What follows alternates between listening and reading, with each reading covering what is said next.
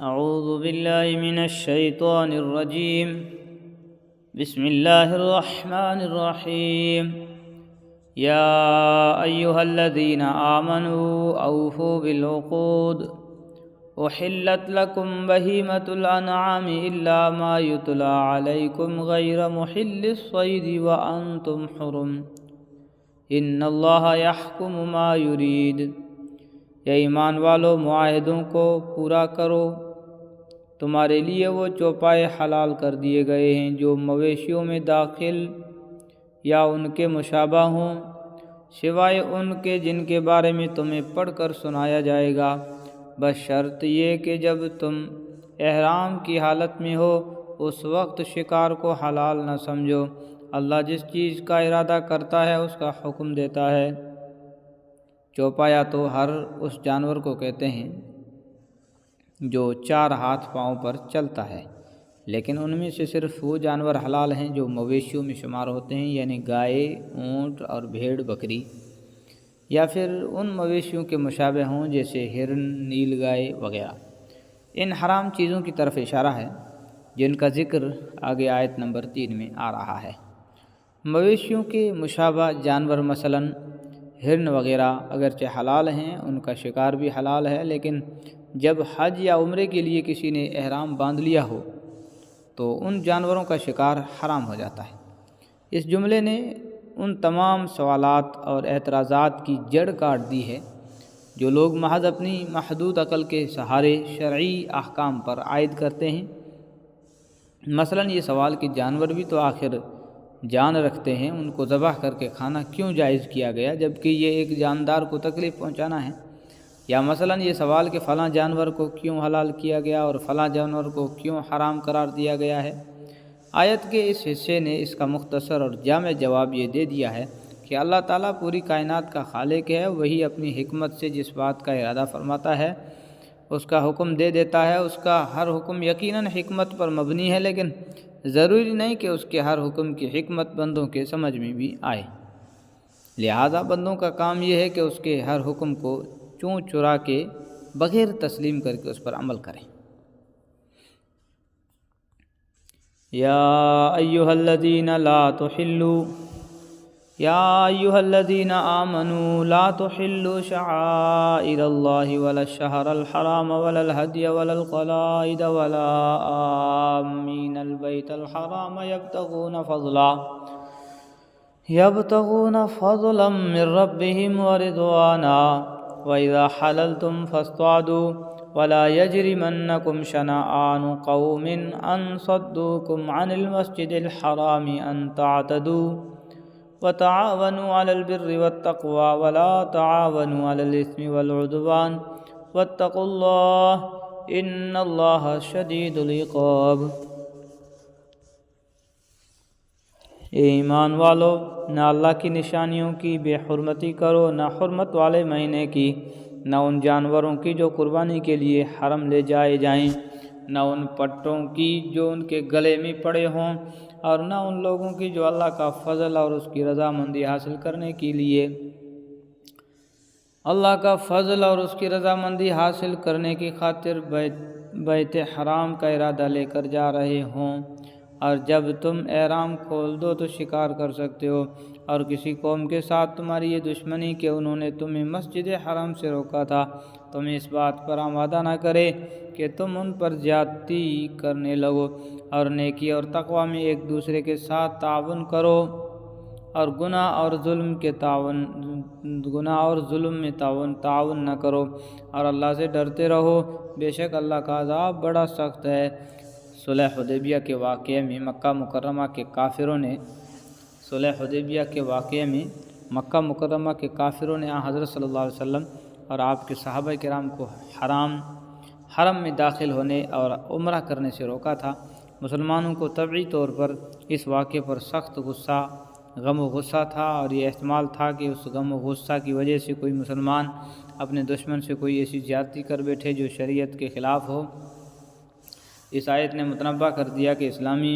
اسلام میں ہر چیز کی حدود مقرر ہیں اور دشمن کے ساتھ بھی کوئی زیادتی کرنا جائز نہیں۔ حرمت علیکم المیتۃ والدم ولحم الخنزیر حرمت علیکم المیتۃ والدم ولحم الخنزیر وما أهل لغير الله به والمنخنقة والموقوذة والمتردية والنطيحة وما أكل السبع إلا ما ذكيتم وما ذبح على النصب وأن تستقسموا بالأزلام ذلكم فسق اليوم يئس الذين كفروا من دينكم فلا تخشوهم واخشون اليوم أكملت لكم دينكم وأتممت عليكم نعمتي ورضيت لكم الإسلام دينا فمن اضطر في مخمصة غير متجانف لإثم فإن الله غفور رحیم۔ تم پر مردار جانور اور خون اور سور کا گوشت اور جانور حرام کر دیا گیا۔ تم پر مردار جانور اور خون اور سور کا گوشت اور وہ جانور حرام کر دیا گیا ہے جس پر اللہ کے سوا کسی اور کا نام پکارا گیا ہو، اور وہ جو گلا گھٹنے سے مرا ہو، اور جسے چوٹ مار کر ہلاک کیا گیا ہو، اور جو اوپر سے گر کر مرا ہو، اور جسے کسی جانور نے سینگ مار کر ہلاک کیا ہو، اور جسے کسی درندے نے کھا لیا ہو، الا یہ کہ تم اس کے مرنے سے پہلے اس کو ذبح کر چکے ہو۔ اور وہ جانور بھی حرام ہے جسے بتوں کی قربانی گاہ پر ذبح کیا گیا ہو، اور یہ بات بھی تمہارے لیے حرام ہے کہ تم جوئے کے تیروں سے گوشت وغیرہ تقسیم کرو۔ یہ ساری باتیں سخت گناہ کی ہیں۔ آج کافر لوگ تمہارے دین کے مغلوب ہونے سے نا امید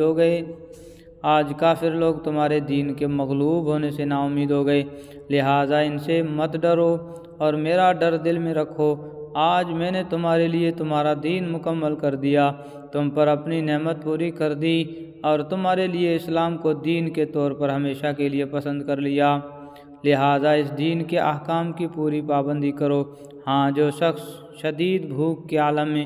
بالکل مجبور ہو جائے اور اس مجبوری میں ان حرام چیزوں میں سے کچھ کھا لے، بشرط یہ کہ گناہ کی رغبت کی بنا پر ایسا نہ کیا ہو، تو بے شک اللہ بہت معاف کرنے والا بڑا مہربان ہے۔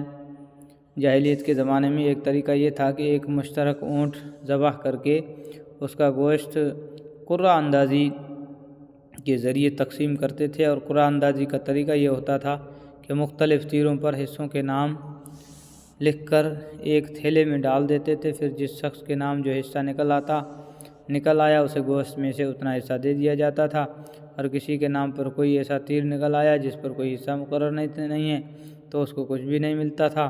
تو اس طرح ایک اور طریقہ یہ تھا کہ جب کسی اہم معاملے کا فیصلہ کرنا ہوتا تو تیروں کے ذریعے فال نکالتے تھے، اور اس فال میں جو بات نکل آئے اس کی پیروی لازم سمجھتے تھے۔ تو ان تمام طریقوں کو آیت کریمہ نے ناجائز قرار دیا ہے، کیونکہ پہلی صورت میں یہ جواب ہے، پہلی صورت میں یہ جوا ہے، اور دوسری صورت میں یا علم غیب کا دعویٰ ہے، یا کسی معقول وجہ کے بغیر کسی بات کو لازم سمجھنے کی خرابی ہے۔ بعض حضرات نے آیت کا ترجمہ اس طرح کیا ہے کہ اور یہ بات بھی تمہارے لیے حرام ہے کہ تم تیروں سے قسمت کا حال معلوم کرو۔ یہ دوسرے طریقے کی طرف اشارہ ہے، اور آیت کے الفاظ میں اس ترجمے کی بھی گنجائش ہے۔ صحیح احادیث میں آیا ہے کہ یہ آیت حجۃ الوداع کے موقع پر نازل ہوئی تھی۔ يسألونك ماذا أحل لهم قل أحل لكم الطيبات وما علمتم من الجوارح مكلبين تعلمونهن مما علمكم الله فكلوا مما أمسكنا عليكم واذكروا اسم الله عليه واتقوا الله إن الله سريع الحساب۔ لوگ تم سے پوچھتے ہیں کہ ان کے لیے کون سی چیزیں حلال ہیں، کہہ دو کہ تمہارے لیے تمام پاکیزہ چیزیں حلال کی گئی ہیں، اور جن شکاری جانوروں کو تم نے اللہ کے بتائے ہوئے طریقے کے مطابق سکھا کر شکار کے لیے سدھا لیا ہو، اور وہ جس جانور کو شکار کر کے تمہارے لیے روک رکھے اس میں سے تم کھا سکتے ہو، اور اس پر اللہ کا نام لیا کرو اور اللہ سے ڈرتے رہو، اللہ جلد حساب لینے والا ہے۔ شکاری جانوروں کو مثلاً شکاری کتوں اور باز وغیرہ کے ذریعے حلال جانوروں کا شکار کر کے انہیں کھانا جن شرائط کے ساتھ جائز ہے ان کا بیان ہو رہا ہے۔ پہلی شرط یہ ہے کہ شکاری جانور کو سدھا لیا گیا ہو، جس کی علامت یہ ہے کہ یہ بیان کی گئی ہے کہ وہ جس جانور کا شکار کرے خود نہ کھائے بلکہ اپنے مالک کے لیے روک رکھے۔ دوسری شرط یہ ہے کہ شکار کرنے والا شکاری کتے کو کسی جانور پر چھوڑتے وقت اللہ کا نام لے، یعنی بسم اللہ پڑھے۔ اليوم احل لكم الطيبات وطعام الذين اوتوا الكتاب حل لكم وطعامكم حل لهم والمحصنات من المؤمنات والمحصنات من الذين اوتوا الكتاب من قبلكم اذا آتيتموهن أجورهن محسنين غير مسافحين ولا متخذي أخدان۔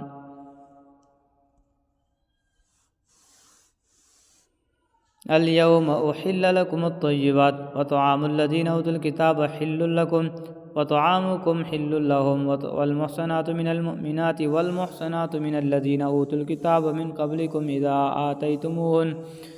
آتيتموهن أجورهن محسنين غير مسافحين ولا متخذي أخدان ومن يكفر بالإيمان فقد حبط عمله وهو في الآخرة من الخاسرين۔ آج تمہارے لیے پاکیزہ چیزیں حلال کر دی گئی ہیں،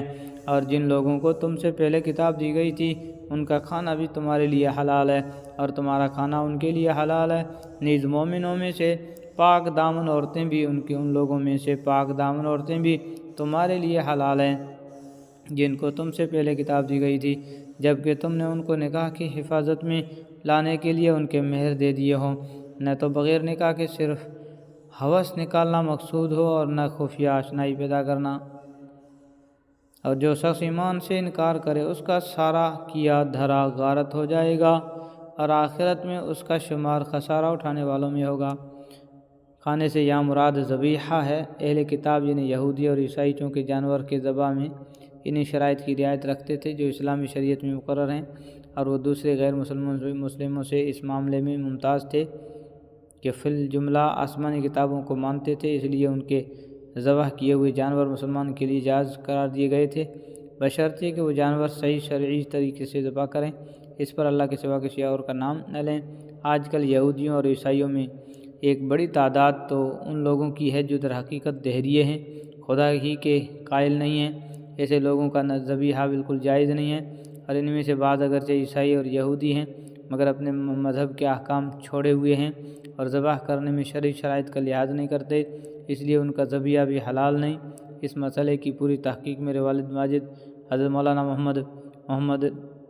مفتی محمد شفیع صاحب رحمۃ اللہ علیہ کی تفسیر معارف القرآن اور جواہر الفقہ میں موجود ہے۔ نیز میرا بھی عربی رسالہ احکام الذبائح اسی موضوع پر ہے، اس کا انگریزی میں ترجمہ بھی شائع ہو چکا ہے۔ اہل کتاب کی دوسری خصوصیت یہ بیان کی گئی ہے کہ ان کی عورتوں سے نکاح بھی حلال ہے، لیکن یہاں بھی دو اہم نقطے یاد رکھنے کی ضروری ہے۔ ایک یہ کہ یہ حکم ان یہودی یا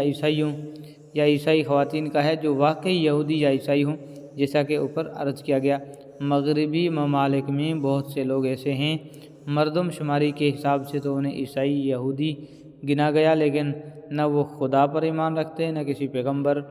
یا کسی آسمانی کتاب پر۔ ایسے لوگ اہل کتاب میں شامل نہیں ہیں، نہ ان کا ذبیحہ حلال ہے نہ ایسی عورتوں سے نکاح حلال ہے۔ دوسرا نقطہ یہ ہے کہ اگر کوئی عورت واقعی یہودی یا عیسائی ہو لیکن اس بات کا قوی خطرہ ہو کہ وہ اپنے شوہر یا بچوں پر اثر ڈال کر انہیں اسلام سے دور کر دے گی تو ایسی عورت سے نکاح کرنا بھی گناہ ہوگا۔ اور یہ اور بات ہے کہ اگر کسی نے نکاح کر لیا تو نکاح منعقد ہو جائے گا اور اولاد حرام نہیں کہا جائے گا۔ آج کل چونکہ مسلمان عوام میں اپنے دین کی ضروری معلومات ان پر عمل کی بڑی کمی ہے، اس لیے اس معاملے میں بہت احتیاط لازم ہے۔ صدق اللہ العظیم۔